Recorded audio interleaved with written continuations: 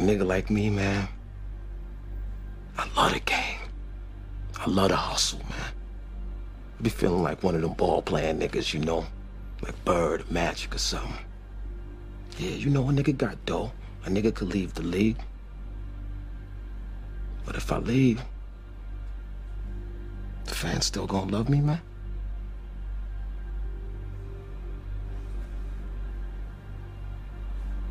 I get love out here in Harlem, man. I done sold coke on these streets, man. Hash, weed, heroin. As long as niggas is feeling it, a nigga like me can hustle it. That's my gift in life, eh? You know?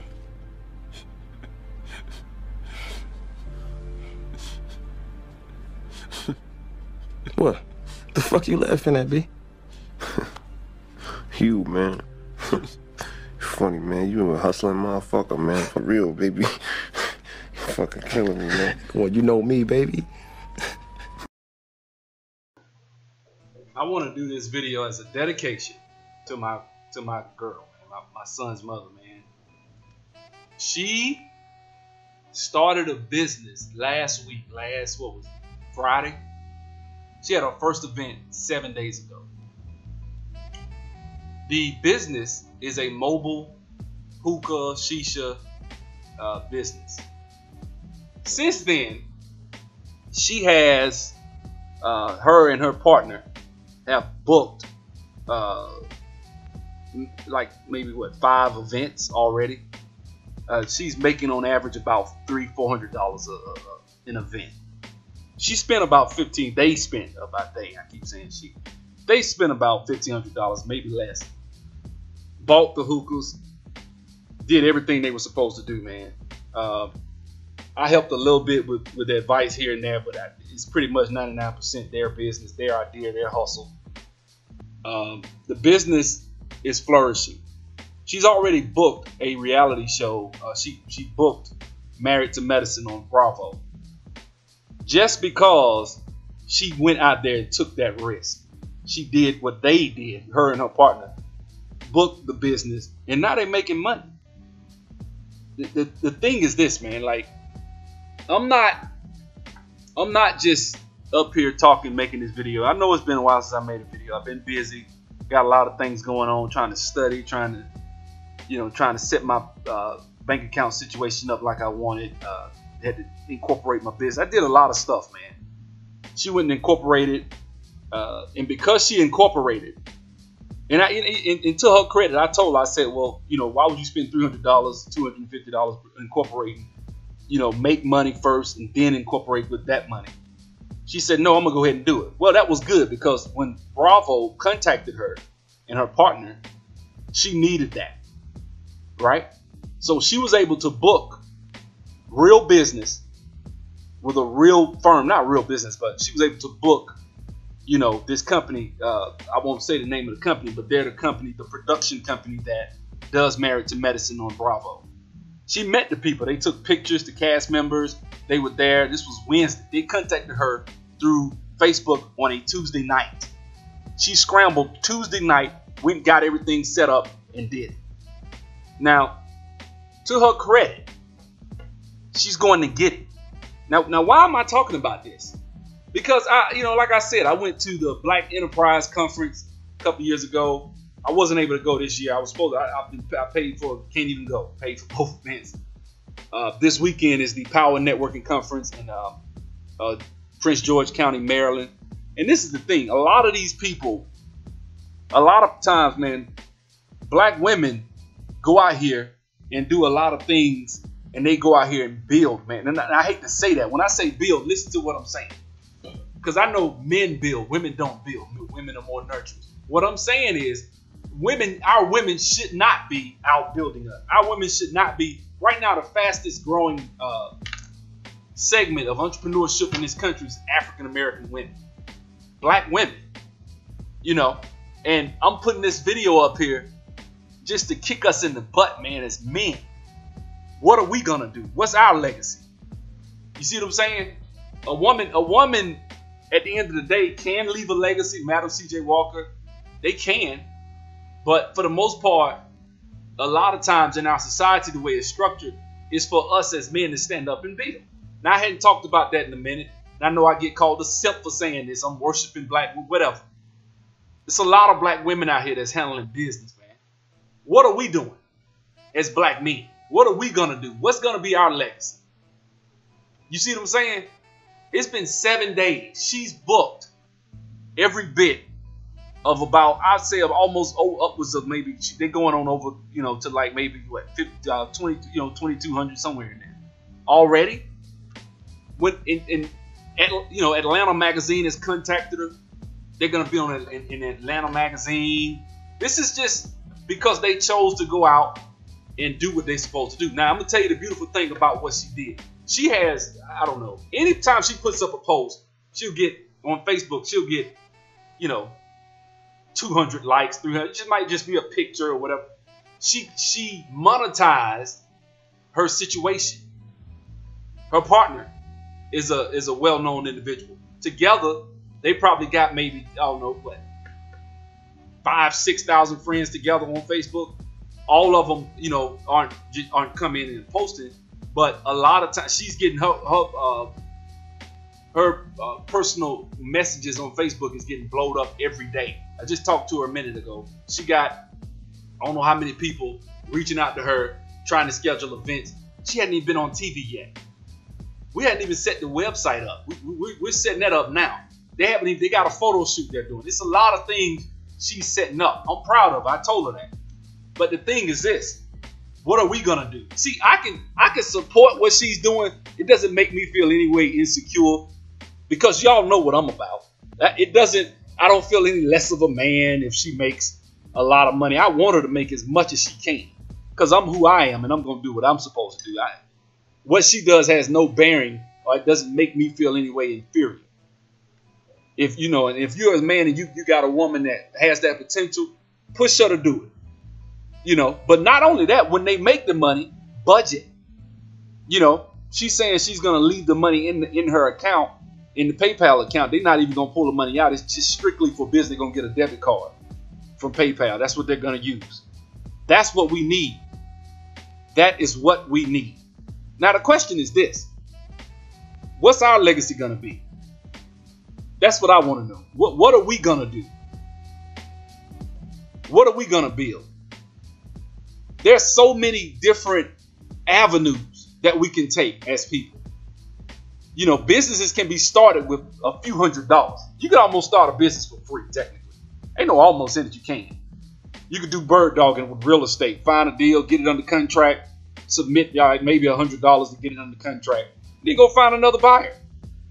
You got to do is get on the MLS, find the MLS, find new deals, get them under contract, make an offer, and then go and find somebody else that's looking for deals. Find investors.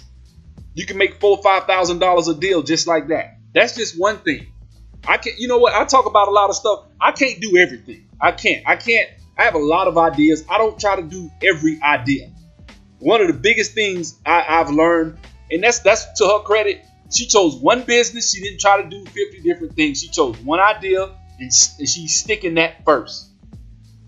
You see what I'm saying? She has a corporate job. She's doing pretty well for herself, but she's not satisfied. They gave her a bonus. She said, I'm taking this bonus and I'm using it.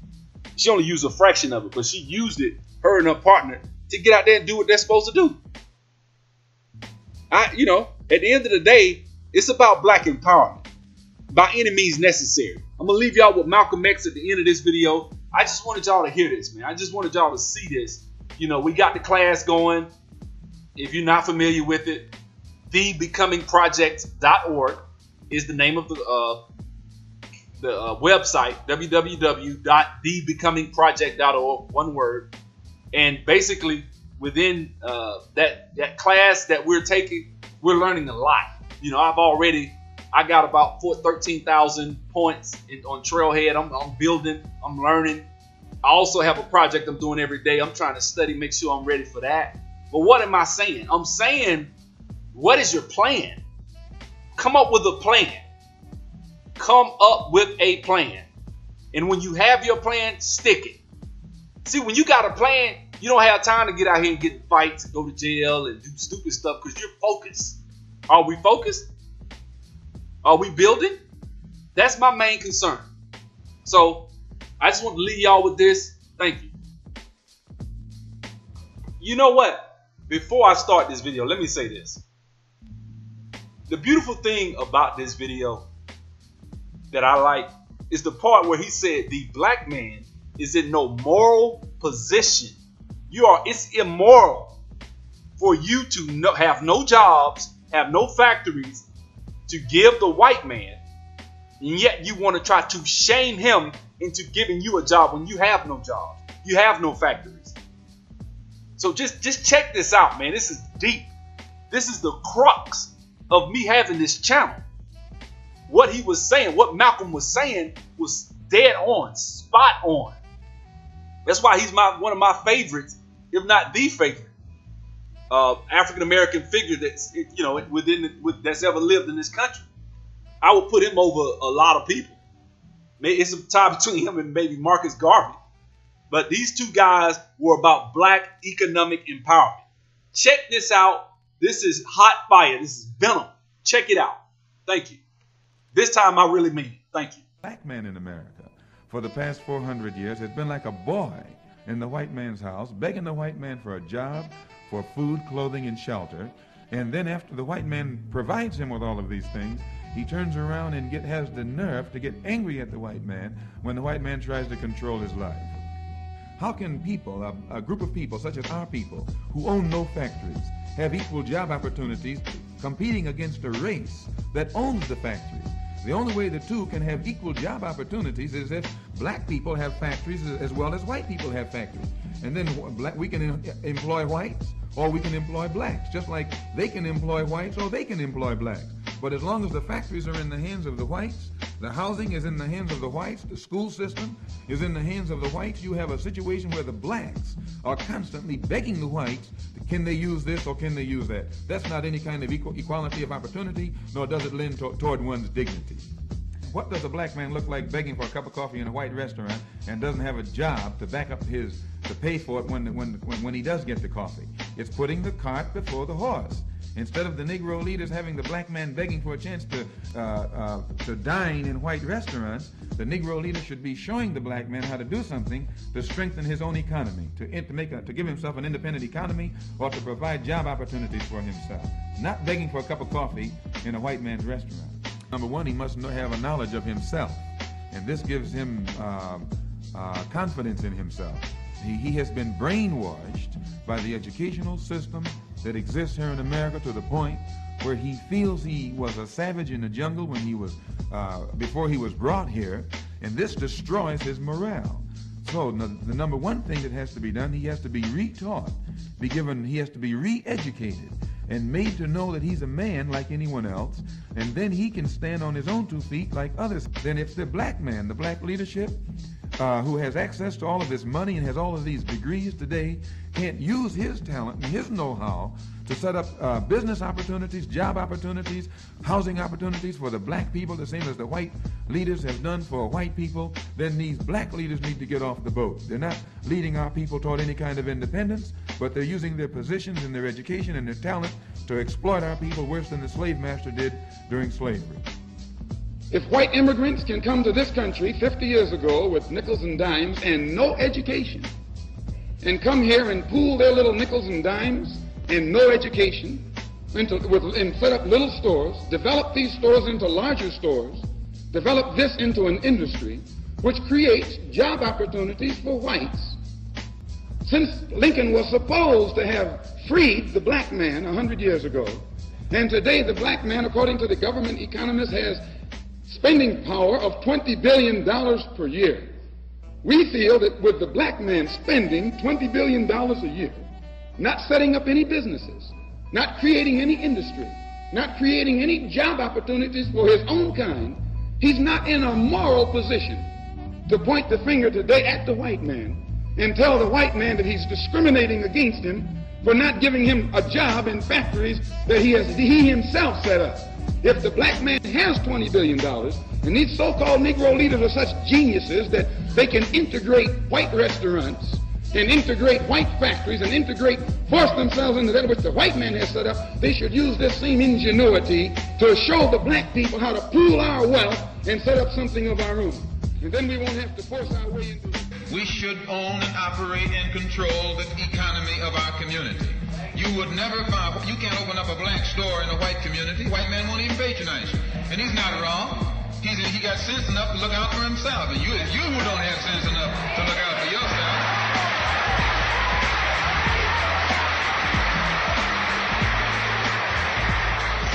The white man is too intelligent to let someone else come and gain control of the economy of his community. But you will let anybody come in and control the economy of your community. Control the housing, control the education, control the jobs, control the businesses under the pretext that you want to integrate. No, you're out of your mind.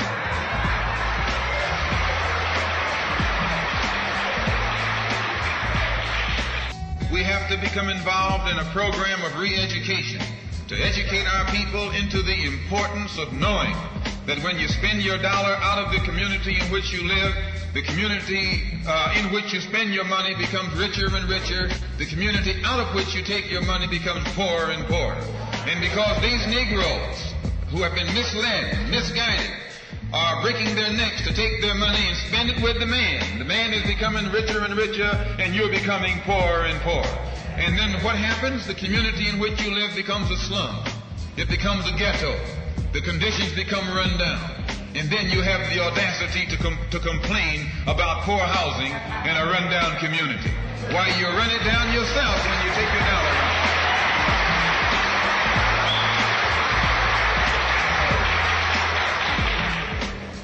And you and I are in a double trap, because not only do we lose by taking our money someplace else and spending it, when we try and spend it in our own community, we're trapped because we haven't had sense enough to set up stores and control the businesses of our community. The man who's controlling the stores in our community is a man who doesn't look like we do. He's a man who doesn't even live in the community. So you and I, even when we try and spend our money in the block where we live or the area where we live, we're spending it with a man who, when the sun goes down, takes that basket full of money in another part of the town.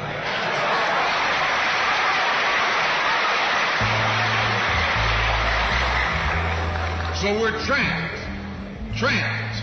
double trapped, triple trapped. Anywhere we go, we find that we're trapped. And every kind of solution that someone comes up with is just another trap. Shows our people the importance of setting up these little stores and developing them and expanding them into larger operations.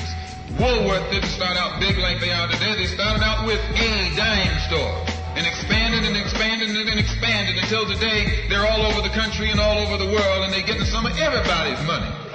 Now this, what you and I in General Motors, the same way, didn't start out like it is. It started out just a little rat race type operation. And it expanded and expanded until today it's where it is right now. And you and I have to make a start. And the best place to start is right in the community where we live.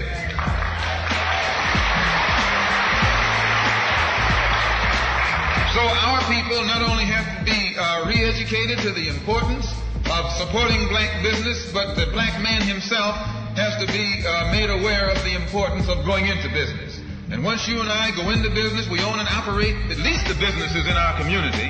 What we will be doing is developing a situation wherein we will actually be able to create employment for the people in the community. And once you can create some employment in the community where you live, it will eliminate the necessity of you and me having to act ignorantly and disgracefully, boycotting and picketing some cracker someplace else, trying to beg him for a job.